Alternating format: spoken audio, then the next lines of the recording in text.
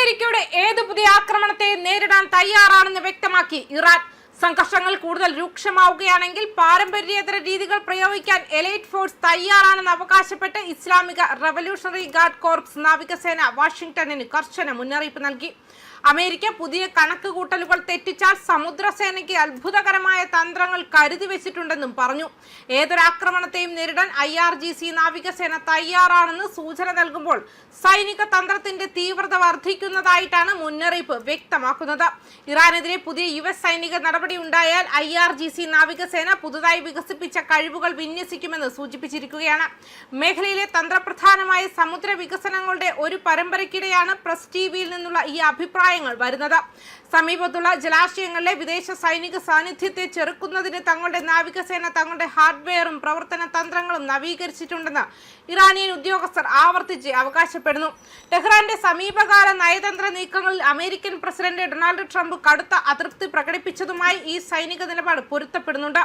ആണവ പ്രശ്നം നേരിട്ട് പരിഹരിക്കുന്നതുവരെ വാഷിംഗ്ടൺ ചർച്ചകൾ മുന്നോട്ട് കൊണ്ടുപോകില്ലെന്ന് പ്രസിഡന്റ് ഉറപ്പിച്ചു പറഞ്ഞു. ഇറാൻ തകർച്ചയുടെ അവസ്ഥയിലാണെന്ന് സൂചിപ്പിച്ചിട്ടുണ്ടെന്നും അതിനാൽ എത്രയും വേഗം ഹോർമുസ് കടലിടുക്ക് വീണ്ടും തുറക്കാൻ ശ്രമിക്കുകയാണെന്നും അദ്ദേഹം അവകാശപ്പെട്ടു. തന്റെ വിലയിരുത്തലിനിടെ ട്രംപ് ടെഹ്റാന്റെ ആണവ അഭിലാഷങ്ങൾ അന്തർലീനമായ ആഗോള സുരക്ഷാ അപകട സാധ്യതകൾ എടുത്തു കാണിച്ചു. ഇറാൻ വിജയകരമായി ആണവായുധങ്ങൾ നേടിയാൽ ലോകം മുഴുവൻ ബന്ദികളാക്കപ്പെടുമെന്ന് മുന്നറിയിപ്പ് നൽകി. പശ്ചിമേഷ്യയിൽ ഉടനടി വെടിനിർത്തൽ, തന്ത്രപരമായ നിർണായകമായ ഹോർമുസ് കടലിടുക്കിലൂടെയുള്ള ഗതാഗതം പുനഃസ്ഥാപിക്കൽ എന്നിവയിൽ ശ്രദ്ധ കേന്ദ്രീകരിച്ച ഇറാന്റെ നിർദ്ദേശത്തെ തുടർന്നാണ് ഈ നിരാകരണം. പ്രത്യേകിച്ചും അതിന്റെ ആണവ പദ്ധതി, മിസൈൽ സാങ്കേതിക വിദ്യ, നിലവിലുള്ള ഉപരോധങ്ങൾ എന്നിവയെക്കുറിച്ചുള്ള ചർച്ചകൾ മാറ്റിവെക്കാൻ ശ്രമിച്ചു. വിദേശകാര്യമന്ത്രി അബ്ബാസ് അരാക്ചി നയതന്ത്ര നീക്കങ്ങൾ നടത്തിക്കൊണ്ടിരിക്കുമ്പോൾ ഇസ്ലാമാബാദ് സന്ദർശിക്കുകയും അന്താരാഷ്ട്ര പിന്തുണ ഉറപ്പാക്കാൻ സെന്റ് പീറ്റേഴ്സ്ബർഗിൽ റഷ്യൻ പ്രസിഡന്റ് വ്ളാഡിമിർ പുടിനെ കാണുകയും ചെയ്യുന്നു. പ്രാദേശിക ശക്തികൾ സ്വന്തം എതിർപ്പ് പ്രകടിപ്പിക്കാൻ തുടങ്ങിയിരിക്കുന്നു. സൗദി അറേബ്യയിൽ നടന്ന ഒരു യോഗത്തിൽ കിരീടാവകാശി മുഹമ്മദ് ബിൻ സൽമാന്റെ നേതൃത്വത്തിൽ വിളിച്ചു ചേർത്ത ഗൾഫ് സഹകരണ കൗൺസിൽ നേതാക്കൾ കടലിടുക്ക് അടച്ചുപൂട്ടൽ, സമുദ്ര ഗതാഗതത്തിനുള്ള ഭീഷണികൾ എന്നിവയുമായി ബന്ധപ്പെട്ട് ഇറാന്റെ നിയമവിരുദ്ധ നടപടികൾ എന്ന് വിശേഷിപ്പിച്ചതിനെ ഔദ്യോഗികമായി നിരസിച്ചു. ഖത്തർ, ബഹ്റൈൻ, കുവൈറ്റ്, UAE എന്നിവിടങ്ങളിൽ നിന്നുള്ള ഉന്നതതല പ്രതിനിധികൾ പങ്കെടുത്ത GCC ഉച്ചകോടി സംഘർഷത്തിന് മുൻപ് കണ്ട നിലവാരത്തിലേക്ക് സുരക്ഷയും നാവിഗേഷൻ സ്വാതന്ത്ര്യവും തിരികെ കൊണ്ടുവരുന്നതിനുള്ള കൂട്ടായ ആഹ്വാനം പുറപ്പെടുവിച്ചു. കൂടാതെ മെച്ചപ്പെട്ട സൈനിക സംയോജനത്തിനായി പ്രത്യേകിച്ചും പങ്കിട്ട അടിസ്ഥാന സൗകര്യങ്ങളുടെയും ബാലിസ്റ്റിക് മിസൈൽ മുന്നറിയിപ്പ് സംവിധാനത്തിന്റെയും സൃഷ്ടിക്കായി ബ്ലോക്ക് വാദിച്ചു.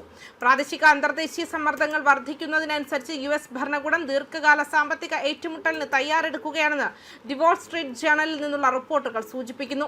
ഇറാന്റെ തുറമുഖങ്ങളിലേക്കുള്ള സമുദ്ര പ്രവേശനം കർശനമായി നിയന്ത്രിച്ചുകൊണ്ട് ഇറാന്റെ സമ്പദ് വ്യവസ്ഥയും എണ്ണ കയറ്റുമതിയും തകർക്കാൻ രൂപകൽപ്പന ചെയ്ത ഒരു തന്ത്രമായ ഇറാനെ തുടർച്ചയായി ഉപരോധിക്കുന്നതിനുള്ള പദ്ധതികൾ രൂപീകരിക്കാൻ ട്രംപ് തന്റെ സംഘത്തിന് നിർദ്ദേശം നൽകിയതായും റിപ്പോർട്ടുണ്ട്. വാൾ സ്ട്രീറ്റ് ജേണലിന്റെ റിപ്പോർട്ട് പ്രകാരം പുതുക്കിയ വ്യോമാക്രമണ പ്രചാരണത്തിനോട് പൂർണ്ണമായ വിച്ഛേദന നയത്തിനോ പകരം കൂടുതൽ ഫലപ്രദവും കുറഞ്ഞ അപകട സാധ്യതയുള്ളതുമായ ഒരു ബദലായി പ്രസിഡന്റ് ഈ ഉപരോധത്തെ ഇഷ്ടപ്പെടുന്നു.